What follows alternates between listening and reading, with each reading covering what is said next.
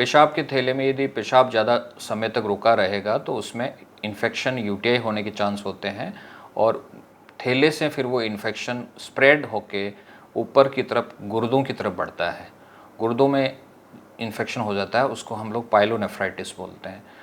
और पाइलोनेफ्राइटिस एक बहुत बड़ा कारण है गुर्दे ख़राब होने का। बहुत सारे मरीज़ इसको नज़रअंदाज करते रहते हैं क्योंकि ऐसे मरीज़ों में बहुत ही माइनर सिम्टम्स होते हैं, जैसे पेशाब में हल्की सी जलन होना, पेट में एक तरफ साइड में हल्का सा दर्द या डिस्कम्फर्ट होना, भारीपन सा होना। तो ये लोग डॉक्टर को दिखाने के बजाय घर में पड़ी कोई भी दर्द की दवा खा लेते हैं या वो सोचते कुछ घरेलू नुस्खे अपना लेते हैं और उस चीज़ को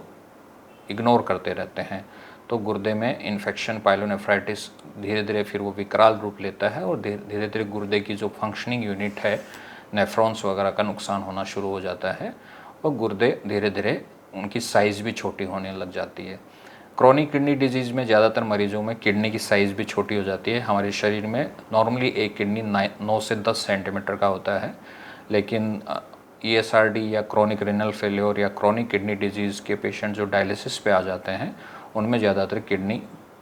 संकुचित हो जाते हैं, कॉन्ट्रैक्टेड किडनीज हो जाते हैं, जिसमें किडनी की साइज़ कई मरीजों में 3-4 सेंटीमीटर तक कम के आसपास आ जाती है। तो लंबे समय तक यदि आप पेशाब रोकेंगे तो ब्लैडर में इन्फेक्शन होगा, ब्लैडर से किडनी में इन्फेक्शन होगा, साथ में ब्लैडर की जो फंक्शनिंग है उस पर भी इफ़ेक्ट पड़ेगा। फिर धीरे धीरे इन लोगों को पेशाब की जो अर्ज होती है, अर्ज होना बंद हो जाता है और ब्लैडर उनको सेंसेशन ही नहीं आती कि उनको पेशाब करना है।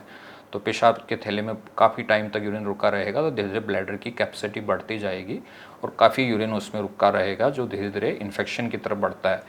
ब्लैडर में पेशाब रुकने के और भी कारण हैं, जैसे कि यदि पेशाब के थैले के नीचे कहीं भी रुकावट है, जैसे पुरुषों में प्रोस्टेट ग्लैंड होती है जिसको हम आम भाषा में गदूद कहते हैं। प्रोस्टेट उम्र के साथ 50 साल के बाद में प्रोस्टेट का बढ़ना शुरू हो जाता है, तो उसके कारण पेशाब के थैला पूरी तरह से खाली नहीं हो पाता और यदि व्यक्ति पेशाब करने के लिए जाता भी है तो उसमें कुछ पेशाब बच जाता है, जैसे 50 ml 100 ml,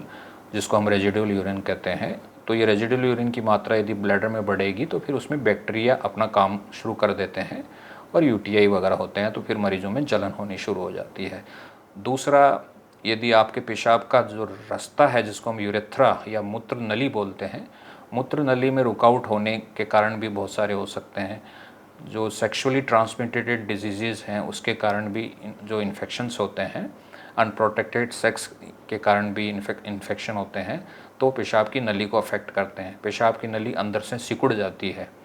और इसको हम स्ट्रक्चर डिजीज़ बोलते हैं, जिससे भी पेशाब का थैला खाली नहीं होता। ये लोग अच्छी तरह से पेशाब नहीं कर पाते हैं, इनकी पेशाब की धार बहुत पतली हो जाती है, तो इनका पेशाब का थैला धीरे धीरे डिजीज़्ड हो जाता है, थैले में काफ़ी यूरिन रुकता है और इन्फेक्शन हो जाता है। ब्लैडर ट्रेनिंग भी कई ऐसे पेशेंट्स होते हैं जिनको हम लाइफस्टाइल मॉडिफिकेशन बताते हैं और उनको ब्लैडर ट्रेनिंग के बारे में बताते हैं कि आपको जैसे 2 घंटे में आपको 1 गिलास पानी पीना है तो आपको हर 2-3 घंटे में आपको पेशाब के लिए भी जाना है। अपनी जो पेशाब का जो रास्ता है या जो यूरिनरी ट्रैक्ट जिसको हम बोलते हैं, यदि आप पानी पीते रहेंगे तो लगातार उससे पेशाब बार बार निकलता रहेगा, कुछ भी रुका हुआ नहीं रहेगा। यदि वहाँ पे रुका हुआ रहेगा तो वहाँ पे फिर बैक्टीरियल इन्फेक्शन होने के चांसेस बढ़ते हैं। तो इस तरह से हमें इन सावधानियों को रखना चाहिए ताकि